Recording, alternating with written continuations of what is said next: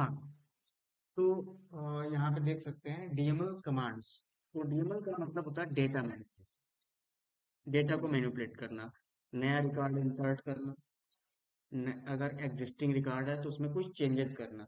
ठीक है, जैसे कि मान लो नेम चेंज करना हो, या किसी का एज या डिजिग्नेशन चेंज करना, अपडेट करना हो, सैलरी अपडेट करना डेटाबेस में, तो उसके लिए होता है।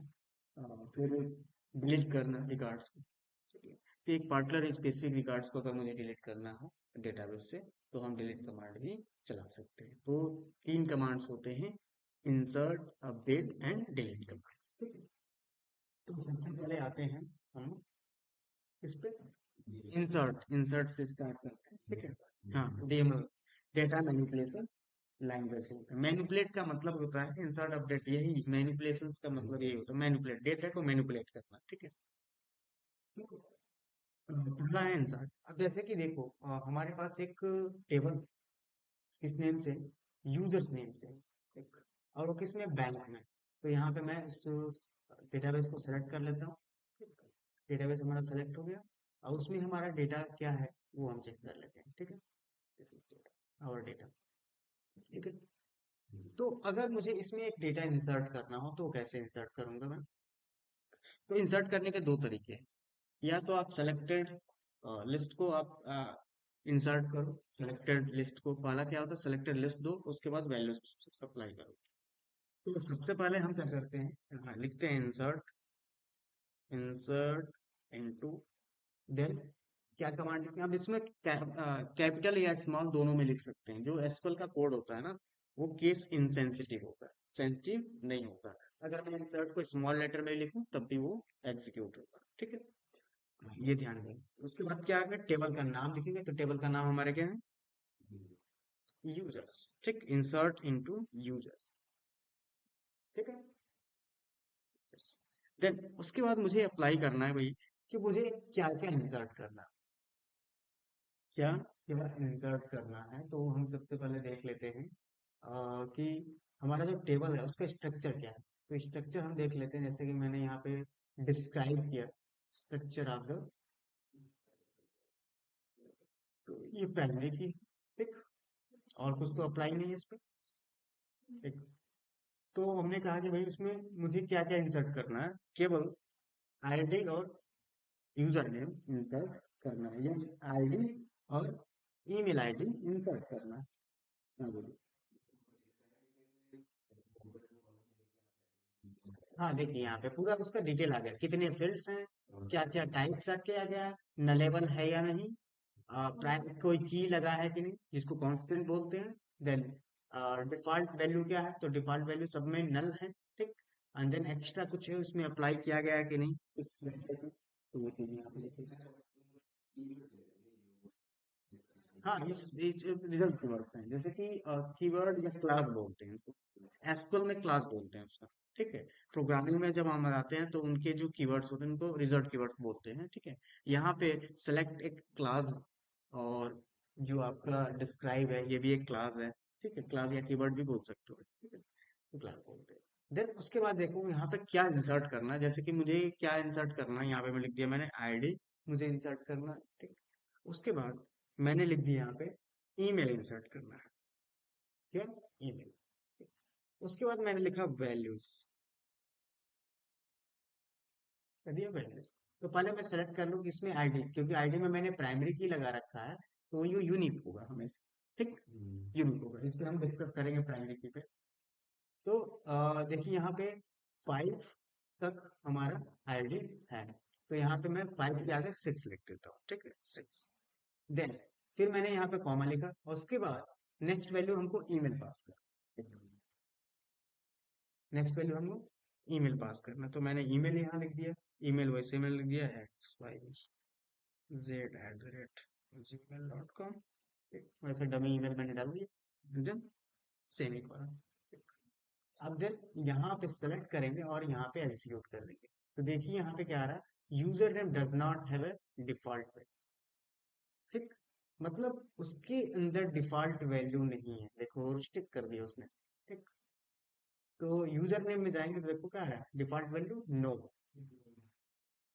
ठीक, किसमें डिफॉल्ट वैल्यू है? केवल ईमेल में। ठीक? तो हम किसको स्किप कर सकते हैं? मतलब दो मैंडेटरी फील्ड है, आईडी और यूजर नेम मैंडेटरी है, ईमेल ऑप्शनल है।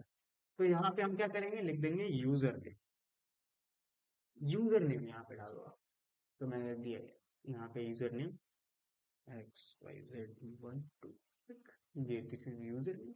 और यहाँ पे मैंने एग्जीक्यूट कर लिया। अब देखो ये इंसर्ट हो गया। अब यहाँ पे जाकर के चेक कर सकते हैं कि जो ईमेल आईडी थी वो क्या है, नल है उस यूजर नेम का, अपने आप नल। तो डिफॉल्ट वैल्यू उसकी क्या है, नलेबल है, नल वैल्यू अपने आप चली गई। ठीक है। तो एक चीज है कि हम अगर डिफाइन कर रहे हैं, स्पेसिफिक कॉलम का नाम लिख रहे हैं, तो इसका मतलब कि किसी कॉलम को स्किप करना चाहते हैं। यहाँ पे जो मैंने लिस्ट दिया वो वैल्यू क्या सप्लाई करना है उसी के हिसाब से मैंने वहां पे कॉलम को दिया। तो मैंडेटरी जो फील्ड है वो तो देना ही देना है। और जो स्किपेबल है जैसे कि आपका ऑप्शनल फील्ड है, जैसे कि ईमेल ऑप्शनल फील्ड था, नल वैल्यू नलेबल है, तो उसको अगर आपके पास उसका रिकॉर्ड है, ईमेल का रिकॉर्ड है, तो ईमेल का पास कर सकते हैं यूजर का। अगर नहीं है तो उसको इस समय स्किप कर सकते हैं। मैंने उसको हटा दिया, लिस्ट में नहीं दिया। उसके लिए क्या होता है, ये यूज किया जाता है। लेकिन अगर आपके पास तीनों फील्ड के रिकॉर्ड है तो एक दूसरा तरीका है क्या करने का, इंसर्ट करने का। मैंने लिखा इंसर्ट, और इंसर्ट करने के बाद मैंने लिखा यहाँ पे इनटू यूजर्स, और यूजर्स में मैंने लिख दिया डायरेक्ट वैल्यूज। ठीक, क्या वैल्यूज, और देन वैल्यूज के बाद आईडी मैंने दी 7, एंड देन यहाँ पे यूजर नेम दे दिया जॉन 12। ठीक, एंड देन यहाँ पे ईमेल आईडी मैंने इसकी दे दी जॉन @gmail.com। ठीक, दिस इज ईमेल आईडी। अब यहाँ पे मैं इसको सेमिकोलन, आप स्टेटमेंट जब मल्टीपल स्टेटमेंट लिखते हैं तो हम सेमिकोलन लिखना जरूरी होता है, लेकिन यहाँ पे जरूरी नहीं है सेमिकोलन, एक ऑप्शनल है। तो यहाँ पे मैंने सेलेक्ट किया, देन कोड को एग्जीक्यूट किया। देखिए यहाँ कोड हमारा इंसर्ट हो गया, अफेक्ट हो गया।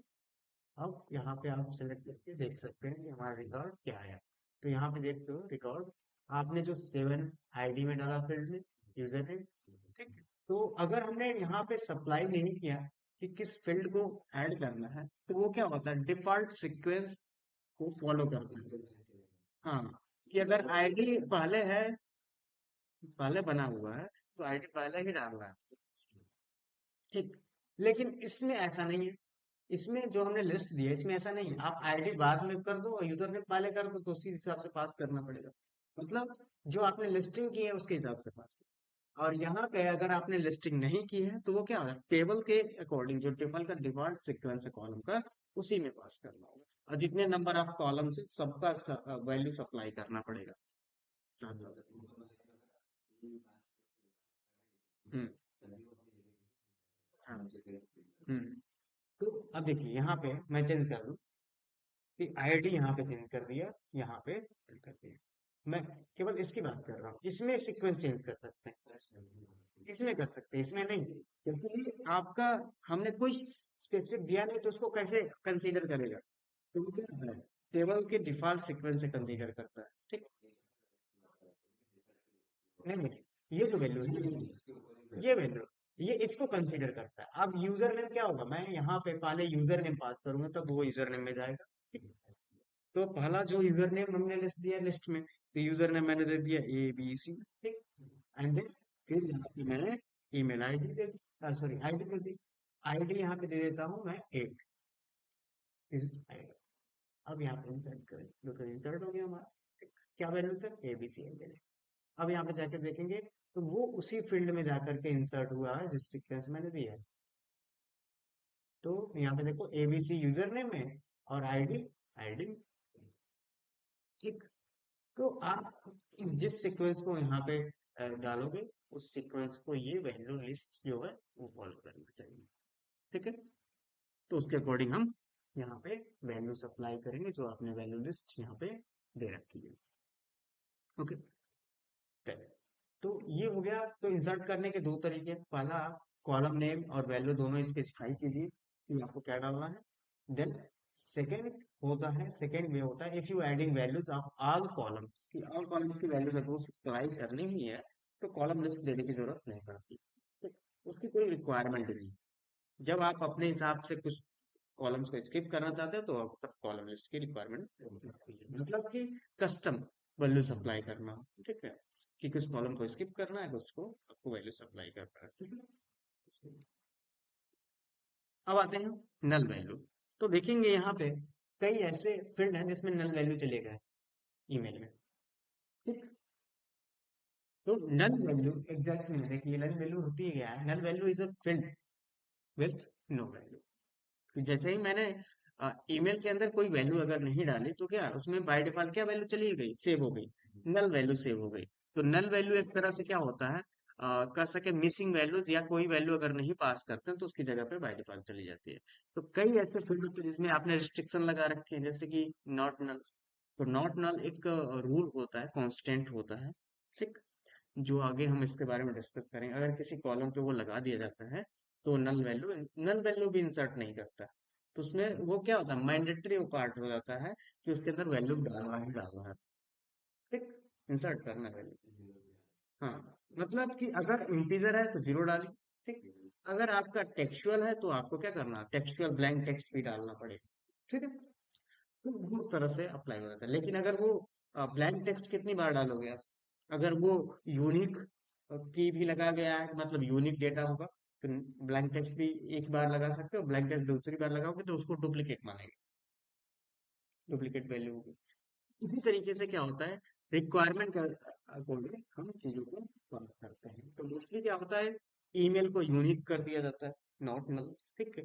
और भी बहुत सारे जैसे जैसे रिक्वायरमेंट बढ़ती जाती है तो टेबल को कैसे डिजाइन करना वो हम डिटेल में सीखेंगे, डिटेल कमांड्स में सीखेंगे कि कैसे डिजाइन किया जाता है टेबल्स को। लेकिन यहाँ पे देखो नल वैल्यूज एक तरह से वहां पे यूज किया जाता है जहां पर आपको वैल्यू नहीं सप्लाई करनी हो, तो वहां पे मैनुअल भी आप हार्ड कोडेड नल लिख सकते हो इंसर्ट करते टाइम, या आप अगर उसको नलेबल करते हो तो वो अपने आप नल वैल्यू चली जाती है, ठीक। तो बाय डिफॉल्ट अगर मैं किसी टेबल को कॉलम बना रहा हूँ तो वो बाय डिफॉल्ट नलेबल ही होती है, जब तक हम उसमें कोई रिस्ट्रिक्शन नहीं लगाते, ठीक है। तो in a field in a table is optional, it is possible to insert a new record or update record without adding a value to it, कि हम किसी भी कॉलम में बिना वैल्यू ऐड किए अपडेट कर सकते हैं, ठीक। इंसर्ट करते टाइम मैंने वैल्यू नहीं डाली, बाद में उसको हम अपडेट कर सकते हैं, ठीक। Then the value will be saved null value, अगर हमने फर्स्ट टाइम अगर वैल्यू नहीं डालते तो उसमें नल वैल्यू जाती है, बाद में उसको अपडेट करते हैं। Null value is different from the zero value, किससे, जीरो से। अब देखिए यहाँ पे अगर जीरो से डिफरेंट है तो यहाँ पे क्या मैंने लिखा, select star from, select star from users, और यहाँ पे मैंने, ठीक है, तो ये रिकॉर्ड आ रहा, लेकिन मैंने कहा कि उन यूजर्स का रिकॉर्ड चाहिए जिसका ईमेल इक्वल नल है, सही है, गलत है, क्यों, क्योंकि यहाँ पे लिखा जाता है ये वैल्यू नहीं है, तो यहाँ पे कौन सा ऑपरेटर, इज नल यूज करेंगे, ठीक, इज नल। तो यहाँ पे जिसकी ईमेल वैल्यू नल है वो सारे रिकॉर्ड्स आ गए, ठीक। अब उनको आप अपडेट कर सकते हो, मतलब जिसका अपडेट नहीं है रिकॉर्ड, ईमेल नहीं अपडेट है, तो वहां पे आप सेलेक्ट कर लिए कि हाँ इनके इनके ईमेल्स नहीं है, ठीक। अब उनके ईमेल्स क्या कर सकते हो, वहां पे अपडेट कर सकते हो सबको, ठीक है। तो ये आपका आइडेंटिफाई, अगर मान लो आपको फाइंड करना है कि जिसका नल वैल्यू नहीं है, मतलब जिसका ईमेल है, इज नॉट लिखेंगे, इज नॉट नल, और यहाँ पे एग्जीक्यूट कर लिए। तो जिसका नल नहीं, मतलब जिसके पास ईमेल आईडी अवेलेबल है जिसके फील्ड में, वो रिकॉर्ड आपको मिल जाएगा इज नॉट नल से, ठीक है। तो null and is not null, हम is and is not operator का यहाँ पे यूज कर रहे हैं, ये ऑपरेटर है इज एंड इज नॉट, ठीक, जो आइडेंटिफाई कर रहा है कि नल एक तरह से एक ऑब्जेक्ट होता है, मिसिंग ऑब्जेक्ट होता है, ठीक, नल नलेबल ऑब्जेक्ट होता है जो डिफाइन कर रहा है, आइडेंटिफाइड कर रहा है, तो इज एक आइडेंटिटी डिफाइन कर रहा है कि वो नल है या नहीं। ठीक। तो यहाँ पे वैल्यू अगर नहीं है तो वहां पे इक्वल का यूज नहीं करना, कंपैरिजन नहीं करना। ठीक है। तो यहाँ पे कंपैरिजन ऑपरेटर नहीं चलेगा। ठीक है। तो उसकी जगह पे हम is and is not use करेंगे। ठीक है। नेक्स्ट है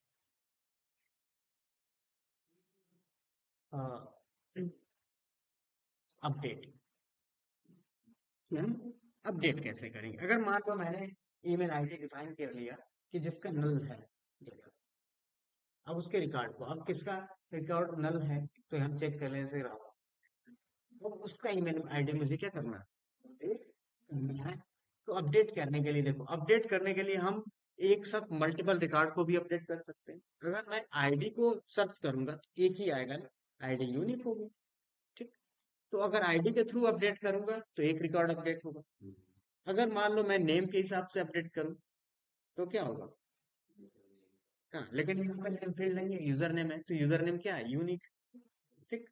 तो यूजर नेम यूनिक है, यूजर नेम से यूजर नेम नहीं है दोबारा डिफाइन कर सकते हैं। ठीक है। तो यहाँ पे अभी सिचुएशन है, वो condition के हिसाब से डिसाइड करता है वो, अ, जिस तरह की क्वेरी लिख रहे हो कि कितने रिकॉर्ड को अपडेट करेगा।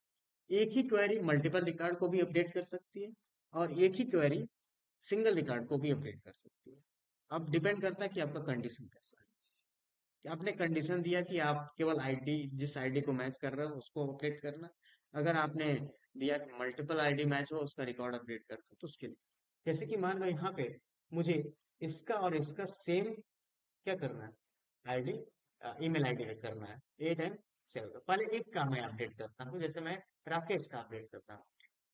तो अपडेट करने के लिए क्या लिखा जाता? अपडेट। तो राकेश का आईडी क्या है? 5। तो मैंने लिखा अपडेट यूजर्स, ठीक, एंड देन सेट लिखा रहता है।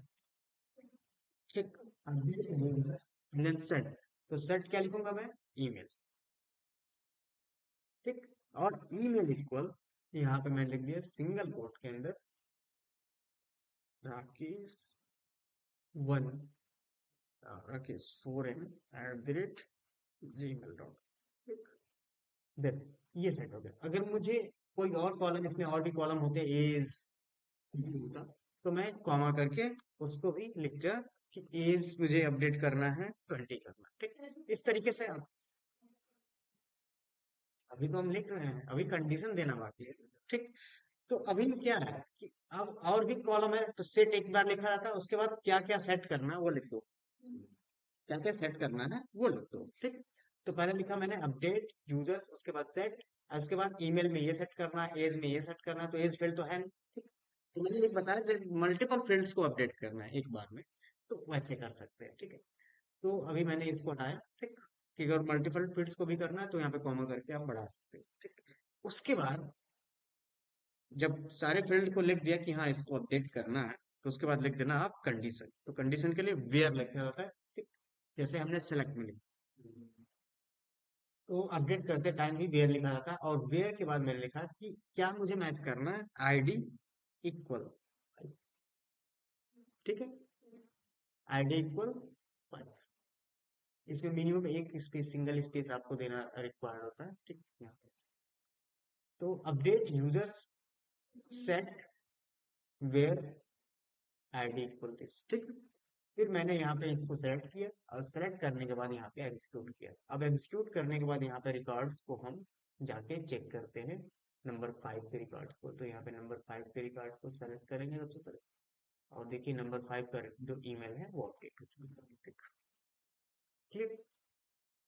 अब मान लीजिए मुझे दो रिकॉर्ड्स एक साथ अपडेट करने हैं, तो कंडीशन पे डिपेंड करता है ना वो। जैसे मैंने ईमेल कहा, तो ईमेल मैंने यहाँ पे डाल दिया, अ,